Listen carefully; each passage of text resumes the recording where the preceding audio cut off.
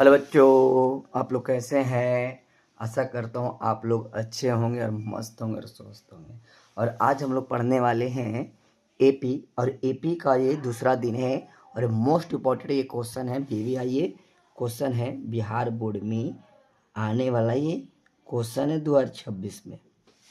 ठीक है, 2026 में क्वेश्चन को पूछेगा, यही टाइप रहेगा, अंक चेंज रह सकता है, क्वेश्चन ऐसे ही रहेगा।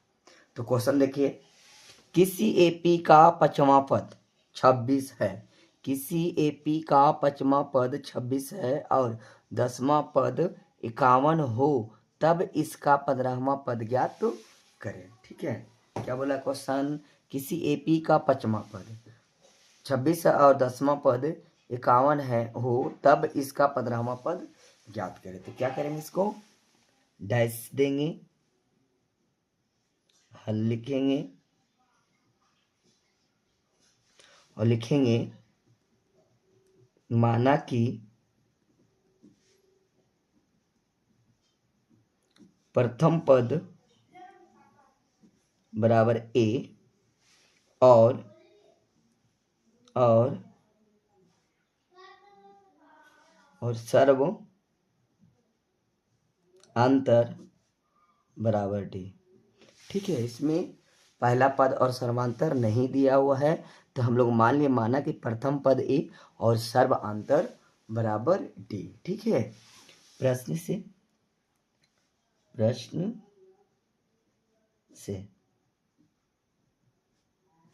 ठीक है, प्रश्न से बोल रहा है A5, क्वेश्चन बोला है A5 बराबर 26 है। क्या बोला क्वेश्चन कि A5 बराबर क्या है, 26 है। तो A5 कहने का मतलब लिख सकते हैं A5 बराबर A प्लस 4D। ठीक है, A प्लस 4D हमें बताए हैं वीडियो में कि अगली क्लास में देखिए ए प्लस 4D कैसे लिख रहे थे, देखिएगा। ठीक है, दिखा देते हैं कि ए प्लस 5 ए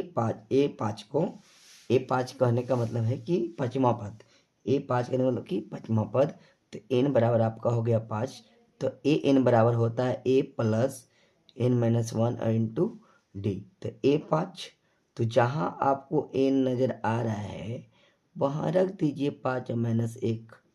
तो 5 और -1 तो कितना बचेगा, ये 4। तो A प्लस कितना लिख सकते हैं इसको, 4D। 5 में से घटा कितना बच रहा है, 4D बच रहा है। तो हम लोग लिखेंगे A5 को A प्लस 4D बराबर 26, समीकरण 1 हो गया। ठीक है, दूसरा क्वेश्चन आप लोग कह रहा था,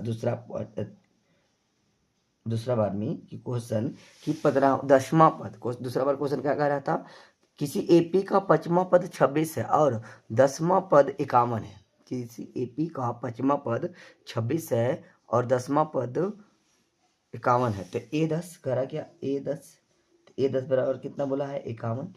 ठीक है, तो A10 को हम लिख सकते हैं, अभी लिखिए A प्लस 9D बराबर कितना, 51। समीकरण कितना हो गया, 2 हो गया। समीकरण कितना हो गया, 2 हो गया। अब लिखते हैं समीकरण 1 तथा 2 से, समीकरण 1 तथा 2 से। ठीक है, समीकरण नंबर 1 कितना था कि 1 प्लस 4D बराबर 26 और A प्लस 9D बराबर 51। ठीक है, ये प्लस में है, ऊपर नीचे प्लस यहाँ भी है प्लस यहाँ भी है, A और A मिल रहा है, तो क्या लिख देंगे, घटाने पर विलोपन भी से इस समीकरण को हम लोग हल कर देंगे। ठीक है, तो माइनस माइनस माइनस कट गया, बचेगा यहाँ -5, 4 में से 9 जाएगा -5 बचेगा। और देखिए यहाँ कितना बचेगा, 51 में से 6 जा रहा, तो कितना बचेगा, ये भी बचेगा आपका 25। कितना बचेगा, -25 बचेगा। ठीक है, फिर माइनस और माइनस कट गया, तो डी बराबर क्या हो जाएगा, 25 बट्टा में 5। तो 25 ये कट गया, तो डी बराबर कितना आ गया हम लोग का, 5 आ गया। ठीक है, अब ए का मान हम लोग को निकालना है, तो लिखेंगे समीकरण 1 में डी का मान देने पर समीकरण एक हम लोग का है a प्लस 4d बराबर 26। तो a प्लस 4d, तो हम लोग d का मान लाए हैं कितना, 5 लाए हैं। तो 4 गुने 5 बराबर 26।